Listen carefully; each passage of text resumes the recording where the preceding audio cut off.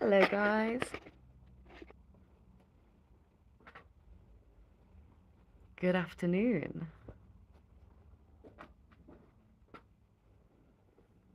How is everyone doing?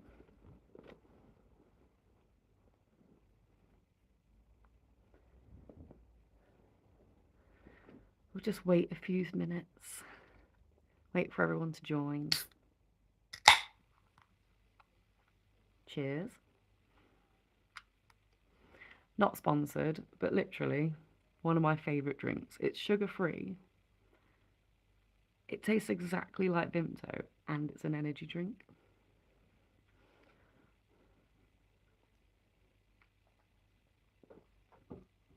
What more could a girl want? It's a bit dark in this situation, isn't it?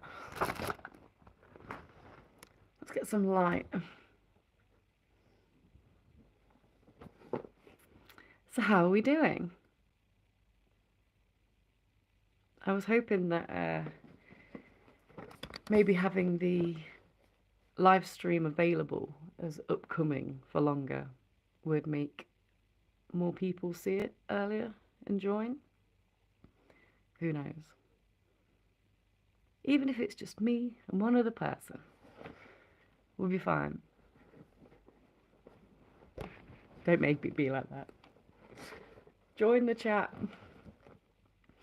So, for anyone that hasn't been here before, this is Untangled with Steph. And untangling of the mind, of the world around us, anything that might be troubling you, you are more than welcome to come into the chat and ask away.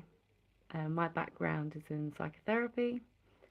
I have a huge interest in politics, economics, and I'm happy to do the Lord's work in the least religious way.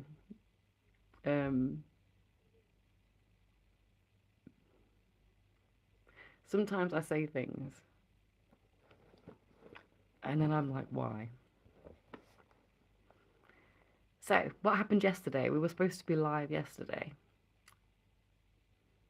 Didn't go to plan. I knew I had a blood test that was booked for way earlier. Um, my blood pressure was really low, and it made me very wonky. Yeah, it wouldn't have been great for streaming. But a good thing about yesterday is, and I'm so excited, might mean I need to consume less of these, is I finally got my ADHD medication.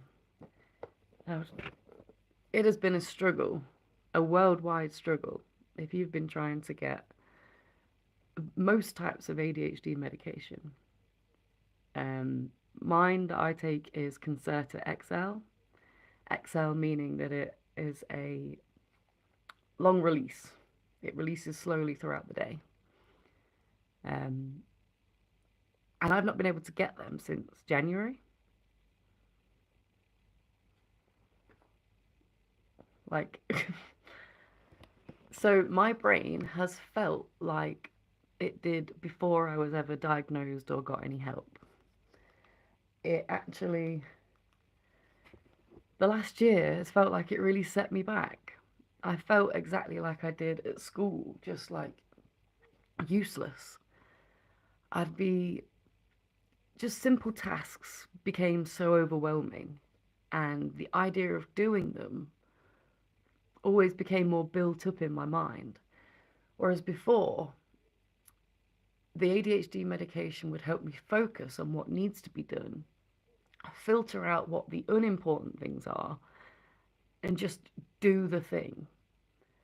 Without that, it felt like I was paralyzed. And we know, uh, mental paralysis. We understand how that affects us. And I feel like I've not known anything different for the past year. So I'm really looking forward to getting my brain back.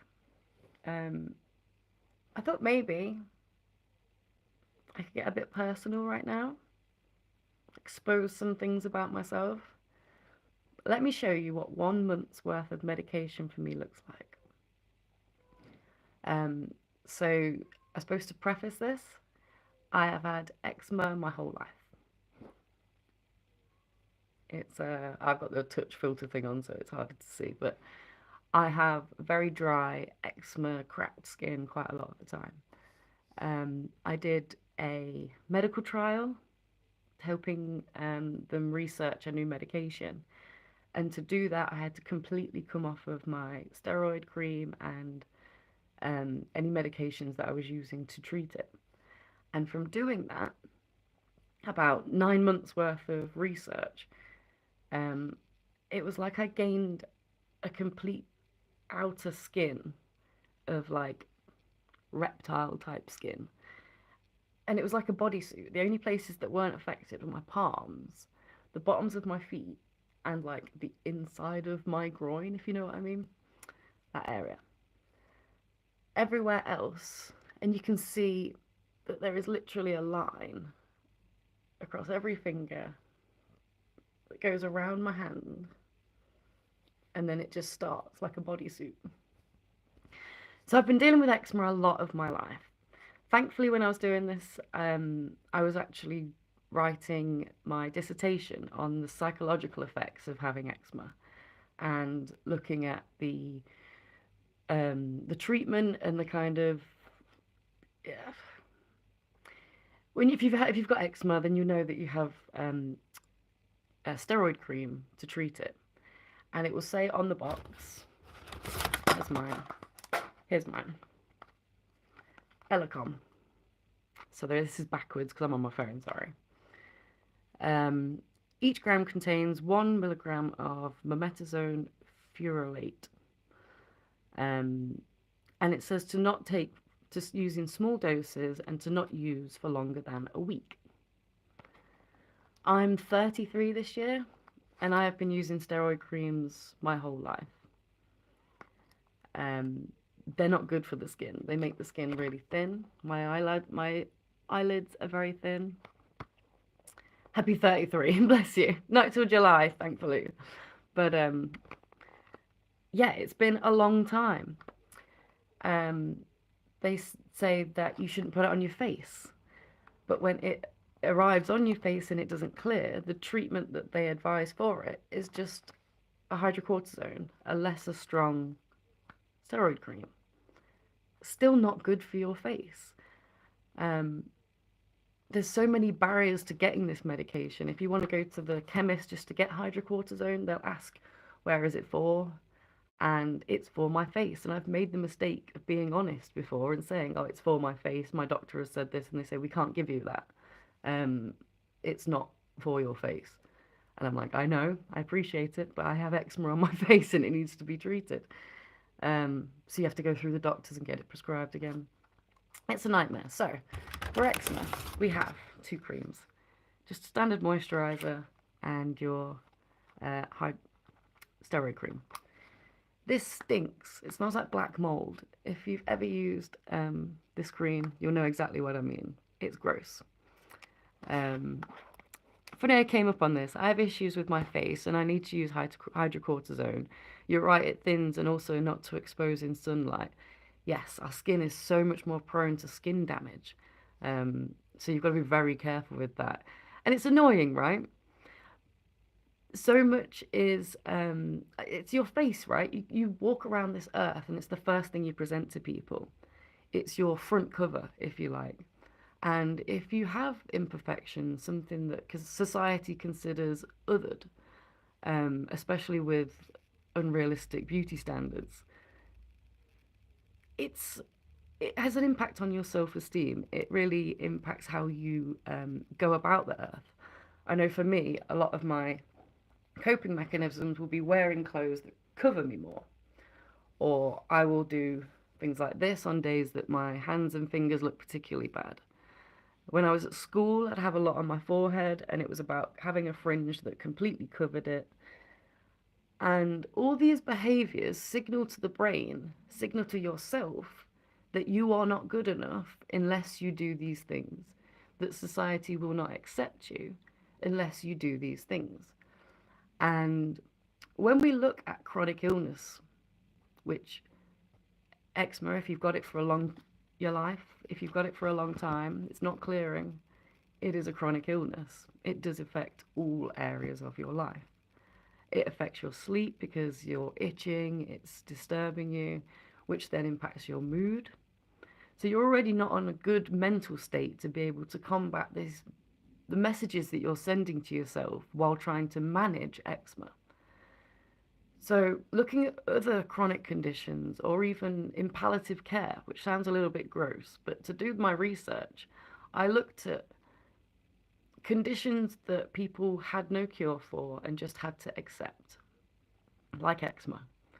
And I looked at people who were at end of life care for cancer, people that had diabetes, a load of different illnesses. And a very conclusive finding for me, which was amazing, is the key to managing these things to the brain. None of this is making sense. The key to managing the psychological effects of these conditions is acceptance. And I say that with the most unapologetic tone. And I mean, go outside with your eczema. Show people your eczema. Do you know what I mean? The worst parts of it. Literally, be you. And this comes back again to your authentic self. Yes, you have eczema, but you're in a world where people respect you for your authentic self. People understand that this Instagram perfection isn't actually real. They understand that the real people in your life, or at least the people that you want in your life, will understand that this is just a part of you and accept you for it. Like, for me, I know my friends are very caring when they say something like, "Oh, your skin looks really good today." And I know they're coming from a good place. But a sentence like that is still othering me from everyone else. Like, you're not saying to anyone else that they're having a good skin day today. You're focusing on me because today it seems to be playing ball. And I know for me, it's only a matter of time before my skin goes back to that. And that makes me think, so when these days are happening, are you thinking, "Ooh, your skin doesn't look that good today"?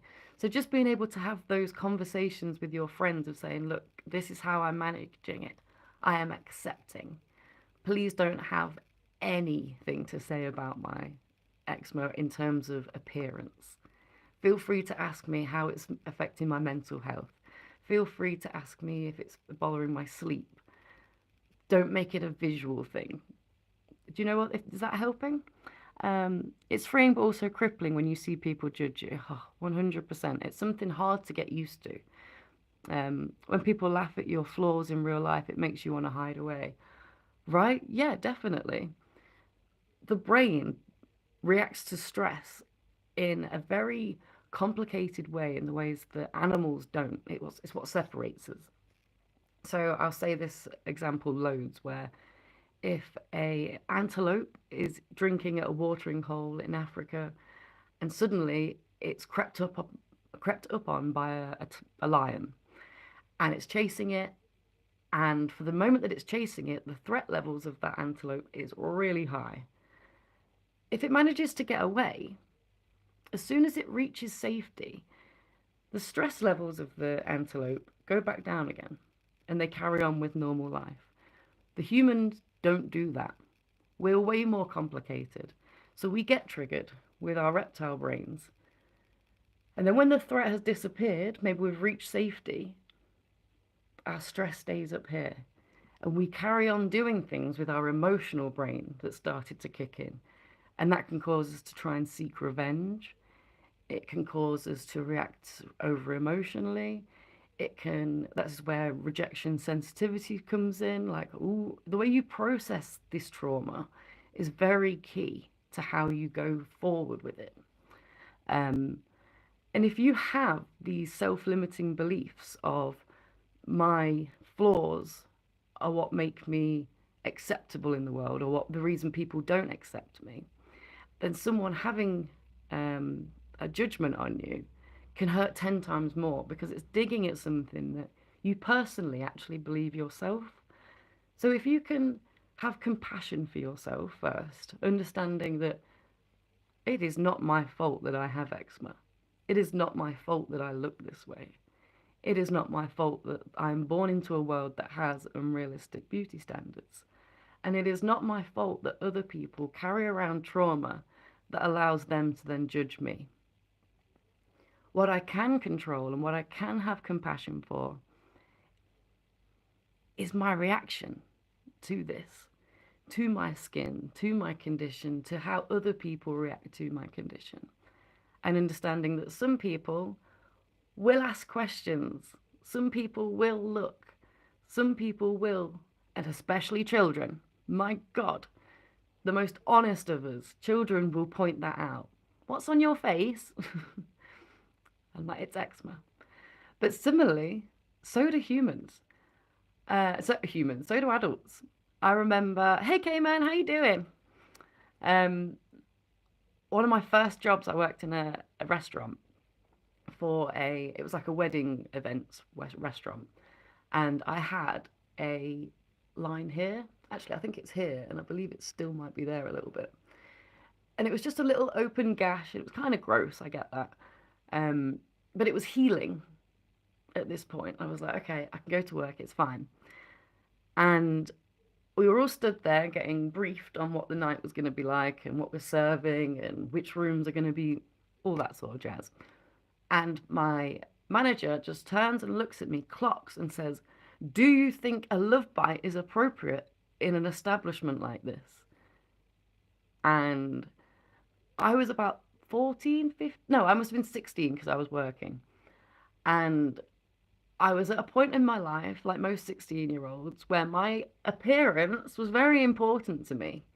I wanted to attract a boyfriend. I wanted to have friends and be sociable and not be judged. And when you're young like that, that's kind of all you know, right? You know the pretty people get more attention. So I was like, ugh. But at the same time, I've always had that part of me that's like, F boss own, F business owners, F people that are there to look after you and don't, because we're proven that throughout our lives, right? If you've got a mental illness or a condition, you know that throughout school, doctors, at home possibly, you've not been supported. ADHD, autism, we see it time and time again. Um, I was going off for something there, but acceptance. It really is the key. My story. um, I looked at him, and I remember looking at him and thinking, I'm not going to make this embarrassing for me. I'm going to teach you to not do this and make it embarrassing for you. And I just stood there and I was like, sorry? Because he was so sure this is a love bite. So he repeated himself again. Do you think it's appropriate to have a love bite working in this establishment? And I just kind of looked around. There was some chefs that were stood there and they all just kind of went, ooh, like, what the hell is happening? And I said, no, I don't believe it's appropriate. But that's not what's happening here. This is eczema. And he just sort of, no apology, just stuffled away, whatever. And it did hurt me. And I had to protect myself in that, like, this isn't about me, that was about you kind of moment. And it's moments like that that have taught me, this is the restructuring of my cognitive understanding of it, that it isn't my problem. My eczema is, my people's reaction to my eczema is their problem.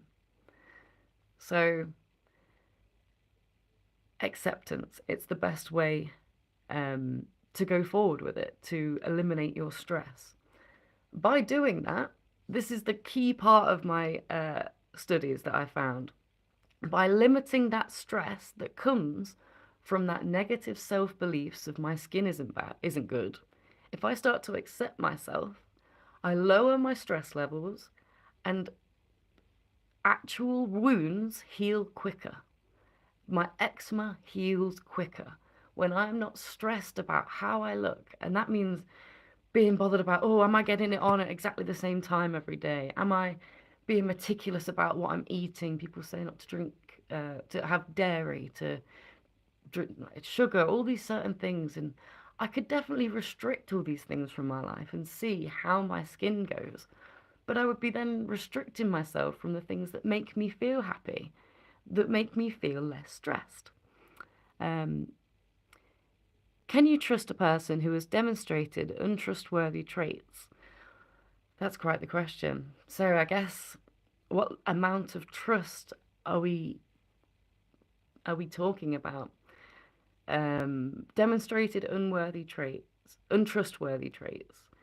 I'd be interesting to know how untrustworthy. Um, is this a regular thing? If she cheated on her man to be with me and say she loves me, can I trust her? So, that's a very good question. When I've seen her sneaky side, yeah, it's a common thing, right? Will I lose her how I got her? Um, it depends how things went, right? There are plenty of relationships where this little bit of naughtiness actually led to a very beautiful life. Unfortunately, people were hurt along the way, but it happens. My next door neighbors, I'm looking at their house right now. Shout out to them. They have a very similar story that I won't broadcast a lot on here, um, but they're solid. They've got loads of kids, dead happy, and unfortunately started with a situation like yourself. It feels like love. How long have you been seeing each other, getting involved with each other? Because that level of trust in this situation needs to come from a decision. And you can only make that decision yourself. You have evidence, right? You've seen what she is like when she is moving, trying to keep secrets. Will you see those traits in the future, whether they're real or from a paranoid kind of state, because that's what takes one to know one sort of thing?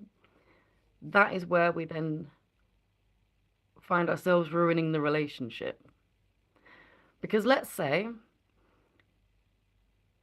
the cheating of her ex was a one-time thing and what you two have is perfect. But there's one night in about a year's time where she's on her phone and it just looks to you like, get something that looks a bit like a phone. It looks to you a bit like she's just holding it out of range. And then she goes to the toilet and then she takes it with her. To your brain, that could signal a load of alarm bells. Oh my God, it's happening again. Oh my God, oh my God. Because that paranoia's there, that level of understanding's there. If you've not been able to process that maybe this paranoia will come up and I'll have to address it when it happens, if it happens. Because quite often, that behavior of just being on your phone and going to the bathroom with it is completely innocent. But if you're triggered, you're reacting from that reptile part of your brain again. Remember? The part that doesn't make good decisions. The part of you that isn't emotionally stable. The part that is just focused on who lives and who dies. So then we start going into our emotional brain. Okay, how do we process this? Well, I'm going to go and confront her. I'm pissed.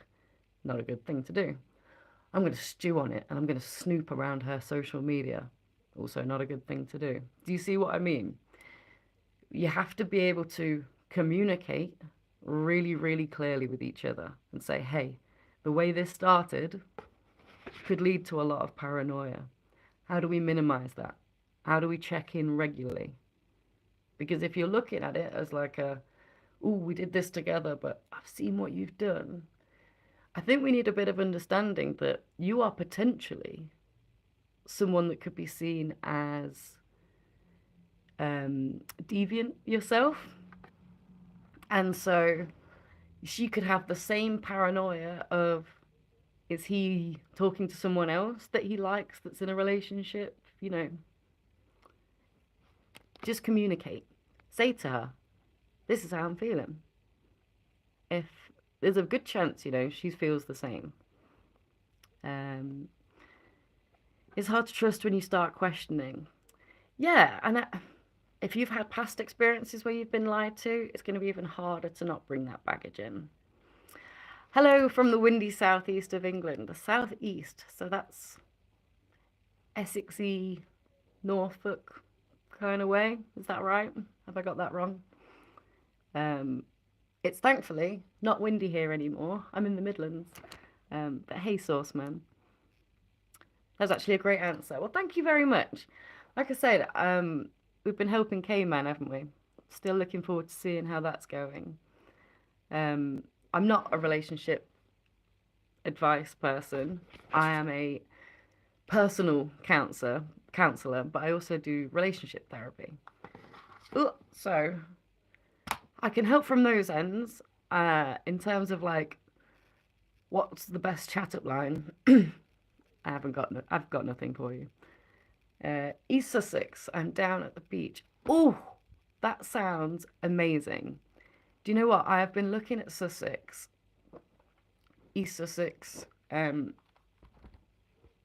What a beautiful area. We were going to go down there around Christmas time, in between Christmas and New Year, for a little bit of a break, and it never quite happened. So, hoping to get down there very soon. If you have any suggestions, a fishing lake or a nice beach. What's the best beach down there? I'd love to know. Who loves a beach? There's something about a beach, right, that it just makes your brain work. I get a new sense of, I've got 2 minutes too much stuff, right, let's move this out of the way. So we've covered eczema. God, we've got a time to go. 2 types of cream. Then on top of that, what should we go with next? Okay, so my whole life, I say my whole life was the eczema. Around teenage years, I started to realise that I didn't feel like anyone else. Or at least I looked at my friends and I was like, I'm pretty sure I think way more than you guys. Or think about things way differently. And it started very, like I say, early teens, I'd say about 12, 13. It started off me talking to my mum saying that I had voices in my head, and I might have freaked her out. She was like, okay, well, no, if that's happening, you'll go to the loony bin, and scared me out of expressing any kind of mental health out of fear of shame, and being sent to a loony bin, whatever that is. Cut to the age of 21, where I have finally gone through multiple attempts at antidepressants. And finally, this doctor is saying, look, you're not taking them for long enough. You're not trying them for long enough. Let's get you to try some that actually work. And he gave me sertraline.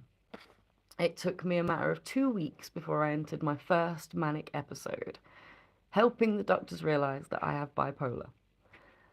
I don't really remember much of the 2 weeks. What I do remember is that I came to underneath a bridge in Loughborough, opposite where I used to live, with a pair of scissors in my hands, and I was in like my pajamas. And I remember just kind of looking down and just that disassociation melting away, and it's starting to realize where I am, and oh my God. And I walked straight to a walk-in centre. And thankfully, yeah, a lot of understanding from them, a lot of tests. I was sent to a psychiatrist, Dr. Vase, shout out. And him being a leading expert in Leicestershire for ADHD, he was like, have you ever considered this? And he was very keen on wanting to find out, is it ADHD? Is it bipolar? Is it a mix of both? So he first wanted to test with bipolar medication to see if that helped with anything. So I was tried on a load of different things, but finally I landed at aripiprazole. Again, that's going to be backwards and hard to read. Aripiprazole. It's called Abilify as a brand name. They're teeny tiny medicines. They're about the size of the white on my fingernail. They're tiny. And I take one of them a day. And what that does is my overall mood, instead of doing this on a 2 to 3 month basis, it now does this. I'm not going to say it does this. It does this. Loads of suggestions. I will come back to the chat and screenshot that later on. What does a manic episode feel like? Excuse my ignorance, I don't know anyone who is bipolar.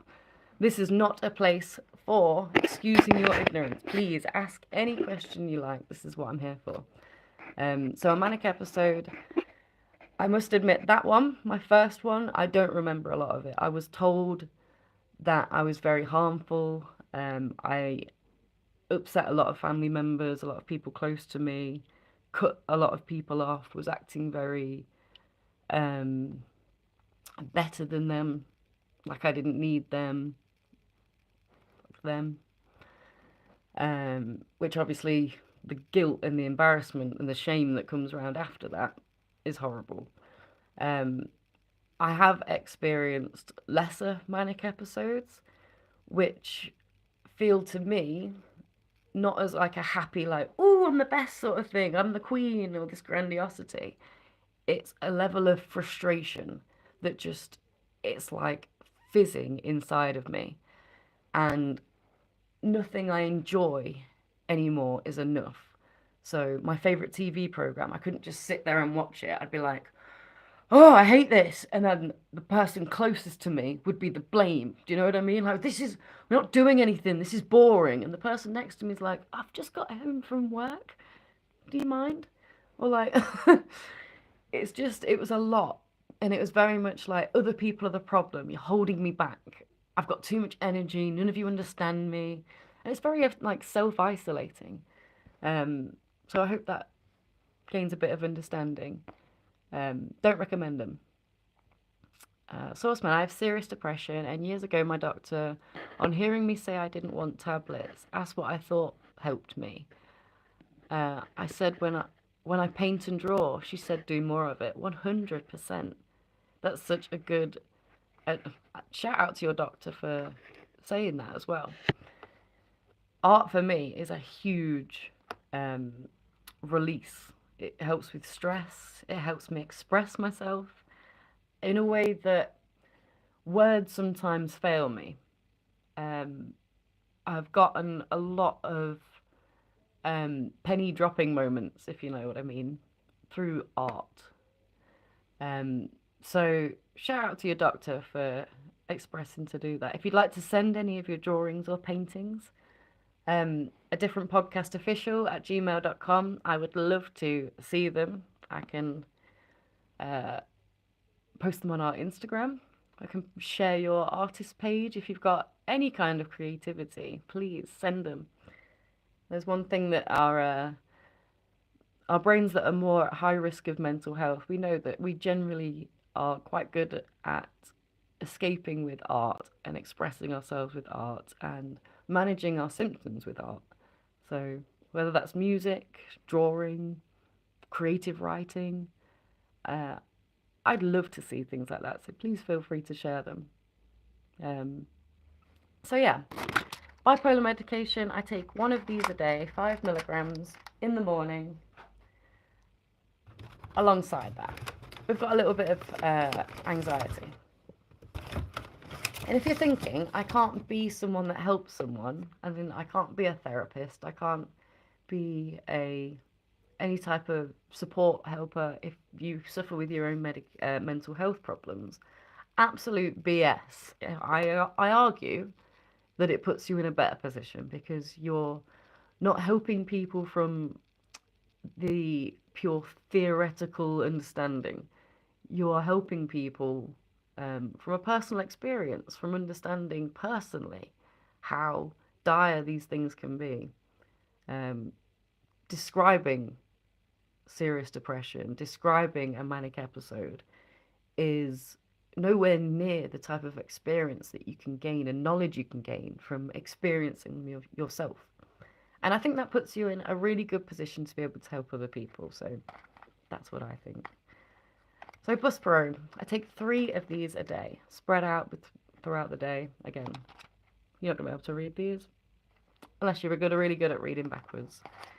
3 of these a day, and these are 5 milligrams each.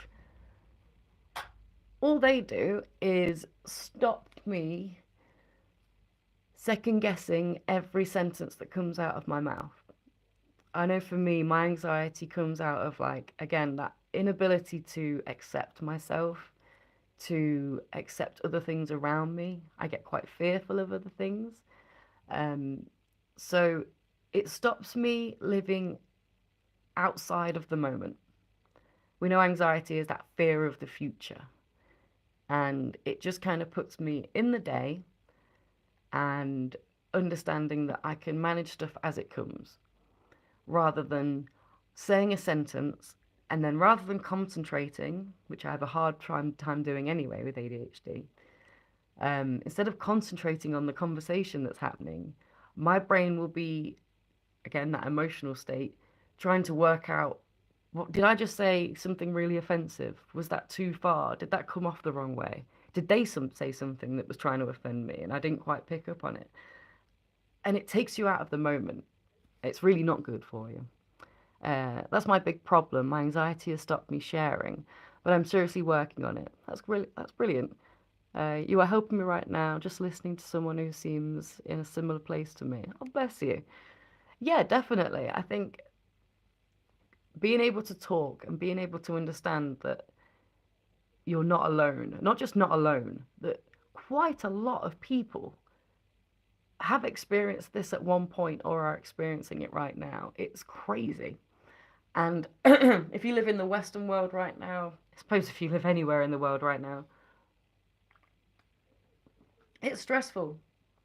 There is horrible news coming out every 5-10 minutes. There are people that are very fearful for their existence, especially in America right now. The UK, we've all got no money. We've got no sunshine, so we're all miserable because of that. Our mood is just lower, and that in itself makes people go outside less. So if you're not interacting with friends as much, then you're not having that affiliation that we need as humans. You know, that's what evolution unfortunately created for us, is we need each other to survive. We need to feel like we belong, which is why we have such this chronic tendency to fit in, to be liked. Because if we aren't fitting in and we aren't liked, we're getting left alone and we're not surviving. Does that make sense? So that's my anxiety medication. Love it. And again, all these medications took a long time to find. I was prescribed other things that weren't working. I remember there was one medication that ended up sending a rash all the way up my leg. And when I contacted the doctor, like, is this okay? They were like, oh my God, no, stop it immediately. That's a really dangerous. It made me very panicky. So there's moments like that, moments where you're like, is this working? I don't know if it is. And it's only when I went through a stage of being like, I don't need these anymore and stopped taking them that I realized what they were doing for me. So yeah, hindsight is a beautiful thing. If you're taking medication, by the way, and you're like, I don't need these anymore, I feel better, that doesn't make any sense.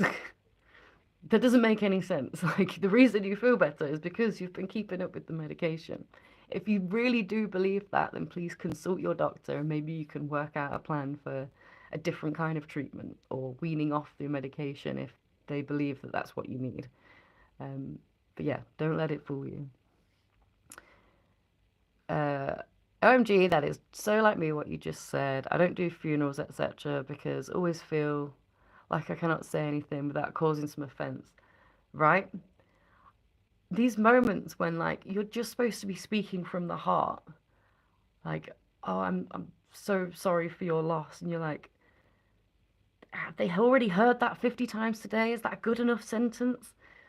And it's like, oh, I bet you missed them. Like, why have I said that?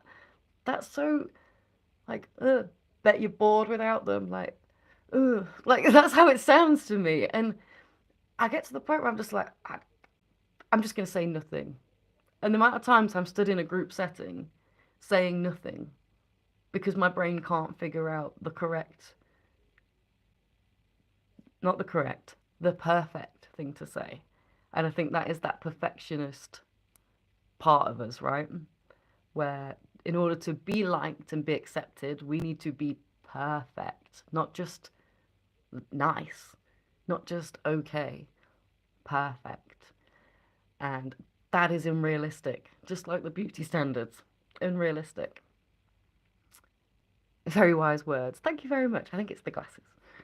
Um, so yeah, that's that. What else do we have? Okay, moving on to the ADHD medication. We have two different kinds, technically, but they are the same thing. So this comes in a separate bag and it's got a big signature that I need to do. It's very controlled. This is what this means. It is a controlled substance. Because I think it's the right thing, it contains amphetamines. You may know that as speed. However, this isn't the same thing that you'd collect behind some dude at a pub or in some strange back alley.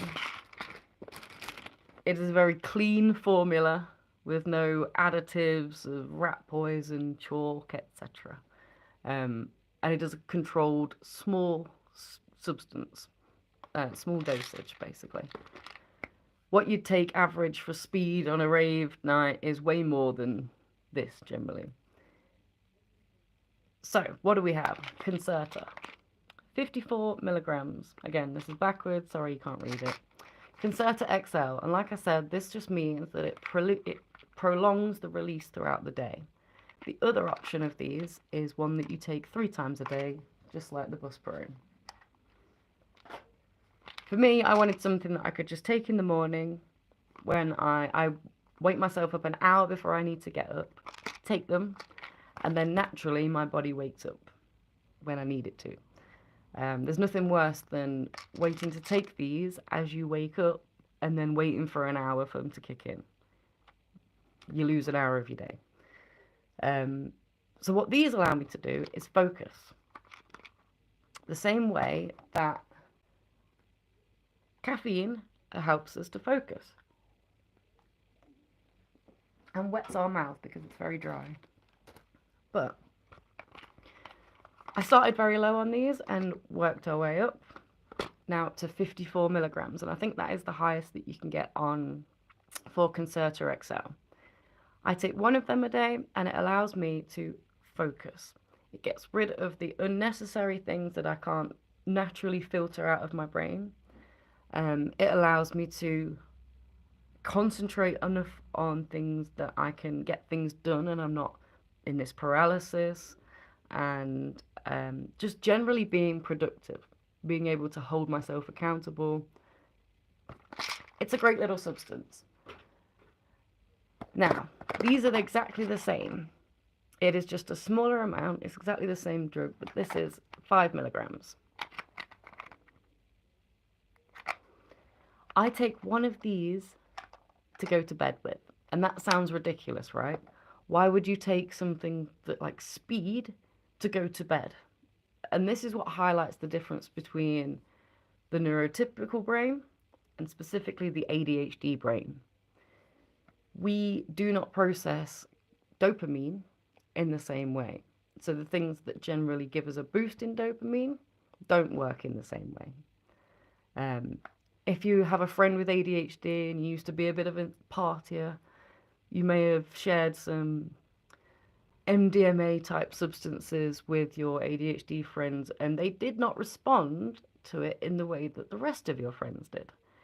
You can see a lot of people get hyperactive, very energetic, very like talkative, and that one person, that ADHD brain, you notice, they just get really relaxed. Like they could have a nap right now. Um, and that is how the brain processes it differently. I always say for me, the best nap I could possibly have is after a coffee in the morning if I've not had my medication.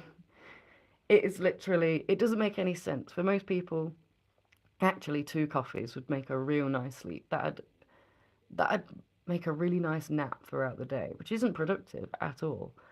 Um, but to get to sleep at night, it's exactly what I need. And the reason that it works, again, it is just focusing the brain. Quite often at night is when our anxious brains are starting to get more active as you're beginning to prepare for sleep. It's the end of a day and your brain starts focusing on the things that you haven't done yet, the tasks that you haven't completed, the people that you still haven't spoke to, and then the stresses that did happen that day, like, oh God, why did that have to happen? And the brain starts processing them because that's what your brain does when it sleeps. But you need that to calm down a bit so that you can get to sleep. And what these does, it just helps me focus. It gets rid of those extra thoughts and allows me to just go to sleep.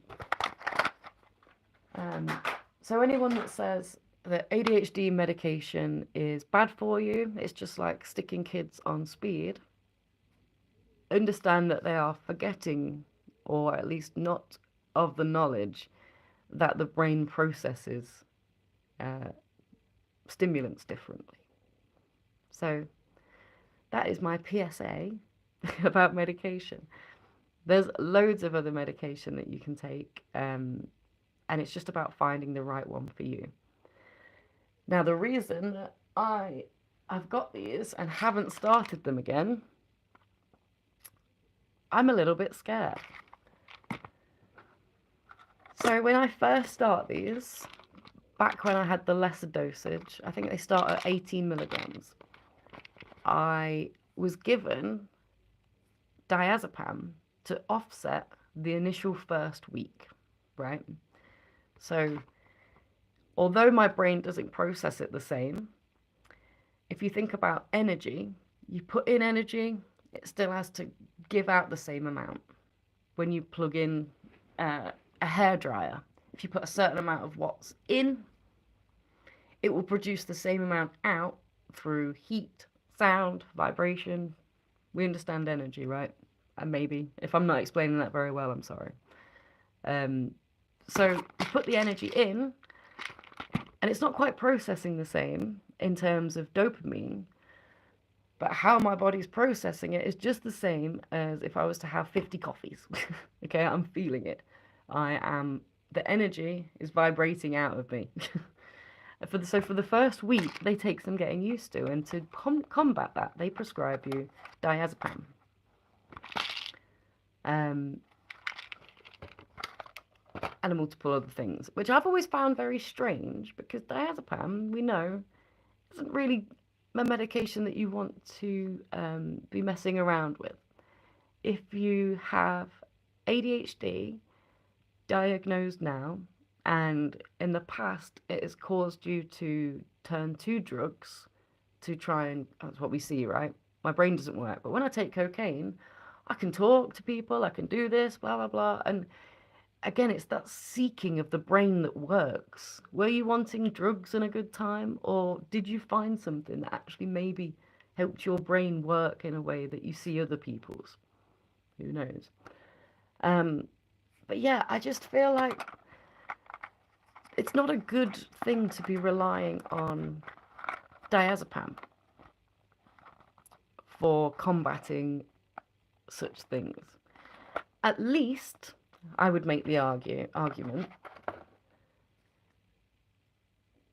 if you are going to consider things like cannabis as not okay for combating such things, how is diazepam okay? I'm going to need I'm going to need both of them to be okay or not okay. Do you know what I mean? That's where I start to lose faith with the medical industry. And I know there's been a lot of progression in the UK. You can now get prescribed cannabis through a private prescription. And I'm very in favour of that. I know many people will be angry with me, but there was a lot of wrongful criminalization, in my opinion, for people that were seeking to medicate, seeking to be able to manage their own symptoms so that they could go to work, so that they could look after their children. For me, separating this idea of drug is very important, because this diazepam is drug, but controlled and understood, using effectively with an actual plan. No longer a scary drug, just a medicine, right? And I could argue exactly the same for morphine. We know that morphine is one of the easiest ways to unfortunately end your life. Um, we don't want morphine being on the street. It is a bad drug. But when used controlled, necessarily, it can be used for people to in pain medication. We need to be understanding that if one thing is a drug and it's a bad because it's a drug, then they all have to be bad if they're a drug. I hope this is making sense. Weed actually helps me when I don't have it. My brain is all over the place, but luckily I can medicate myself well without smoking overly strong, etc. It's quite a common finding that these people are self-medicating. A lot of people self-medicate with alcohol. Again, such a socially acceptable drug that causes way more damage to people's lives, not just to the person that's drinking. And again, this idea of what is drugs. Yeah, very. I manage days by either painting, my job as a gardener. That helps. Oh, my job as a gardener. That's such a fantastic. I'm hoping that towards the spring, as it starts to get a bit nicer, we can go out into my garden and you guys can help me garden. Virtually, of course. But my plan is to create a pure ADHD garden that is just full of colour and the tackiest of ornaments, but also not just any ornaments, really cute ornaments. I want different herby, smelly things, different types of flowers, to attract all different kinds of wildlife. So, yeah, let's do that this time. And sit on a beach with a smoke. What a great way to enjoy. You've got that fresh air and you've got that ability to relax, to calm the mind. Hey Kat, how you doing, my lovely? That's okay, I'm sure you've been very busy. Someone just commented weed, and sure, weed. I feel like it would be cool to put some weed with you. Well, I mean, I can't confirm or deny my consumption of cannabis. You can decide for yourself. Professionally, I cannot advise that you go and smoke on a beach. What I can do is respond to your excitement of it and hypothetically, in Minecraft, agree. It'd be lovely to smoke on a beach with you. You look like my future ex-wife. Okay. Thank you. I don't know what that means. I have a partner. Is that you? So yeah. I hope that has shed a little light on the situation. We'll be back tomorrow because, again, we were supposed to be yesterday. And we're here generally Mondays and Wednesdays. We're still trying to work out what the best days for these lunchtime lives are going to be. I'll be happy to help. My issue is I have dyslexia, same, that causes my anxiety apparently, and I don't remember names well. Same. Don't worry about that at all. Dyslexia, oh my word. You know what, fun fact before I leave. Dyslexia makes people be some of my favorite kind of people, if that makes sense to you. So my dad is dyslexic. Before I knew about ADHD or autism or any of these types of things, I knew dyslexia because I have it for one. I know that I have it because my dad has it. And my dad has it in a much more extreme form. I can read. I just can get a bit mixed up, and especially if I'm tired or I've not taken these, it's harder for me to read. My dad, every time he could read me the same book every night as a kid, and it would be a different book because he didn't read it. He just flicked through the pages making it up. And for me as a kid, I used to think that was like amazing that he could just on the spot, like bear in mind these are kids' books, so they have got pictures, that he could just go to page, making a different story out of these same pictures that I'd seen. Like, I went to my dad's house every other weekend. I think I might have had like two or three books at his, and these same two or three books became hundreds of stories.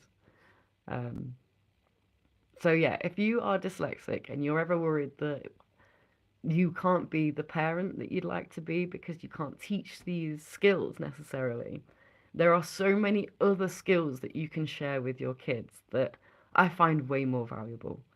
My imagination is insane, and I'm so thankful for my dad for that. Um, Dyspraxia, girl, same. Trying to get pieces of paper from each other. Trying to do it the other night at that arts thing. Just couldn't do it. Only got diagnosed last year at 54. My life makes some sense now. And that's amazing, right? It's amazing when we get that understanding. I think we have that parallel though, right? We've got the happiness of like, okay, it makes sense now. Slash, you have to grieve all that part of your life that could have potentially been different, could have potentially gone a way that would have made you feel more fulfilled. And about, I know for me, my school years, I was made to feel like I was very stupid, like I didn't understand anything, that my head was in the clouds and I just needed to focus, like it's a something you can just, oh, just focus more. I don't know how you do that, by the way. I don't know how you focus more. I don't know how you try more either. When someone says, just try more, I'm trying. There's one level of trying. It's trying. And I'm doing my best. If I'm not doing my best, then I'm not trying. Does that make sense? Bit of an autistic argument, I think. It's too literal. Um, but yeah, there's not until 25 I got my degree. A first class honours in science. What? Um, all I thought I could do was draw for most of my life. And suddenly I get a diagnosis, I work out how my brain works, I put it to good use with the tools and the medication that I'd finally got through my diagnosis. And I was like, oh my God, I'm really smart. I'm actually really good at doing things. And this isn't the bipolar grandiosity in me. This is the acceptance part of me that's like, oh my God, I'm not the dumb person that my teachers made out that I was.